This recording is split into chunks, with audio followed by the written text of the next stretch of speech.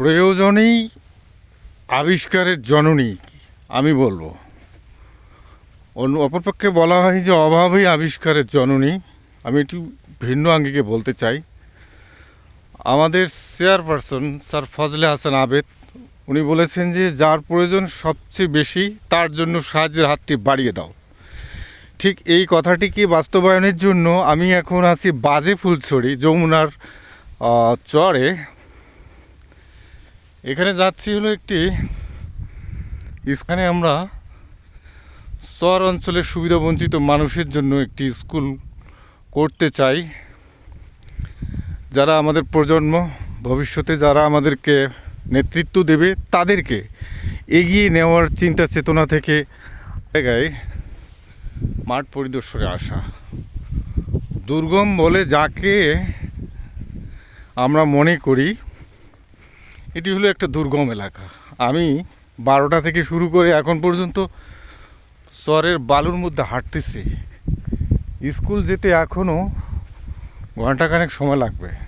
যমুনা নদী 3 ভাগে বিভক্ত হয়ে মাত্র আমি 2টি ভাগ অতিক্রম করে বর্তমানে এই নদীর পার হলাম আর কি।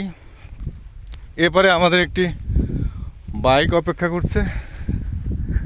আজকের এই যাত্রায় আমার সঙ্গে সঙ্গী হয়েছে আমাদের প্রোগ্রাম অর্গানাইজার খোকনুজ্জামান ও ফুলছড়িতে স্যার আমাদের একজন ইনফ্লুয়েন্সিয়াল ম্যানেজার।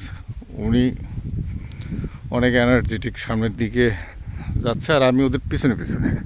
এখনও আমাদের স্কুলে পৌঁছতে সময় লাগবে, অনুমান করছি 45 মিনিট।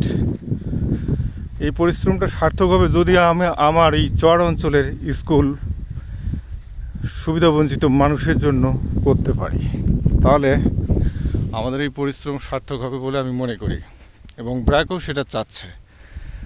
যদি সব কিছু ঠিকঠাক থাকে তাহলে বর্তমানে 4টি স্পট আমাদের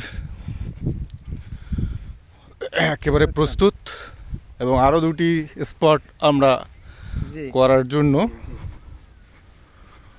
প্রস্তুতি নিচ্ছি।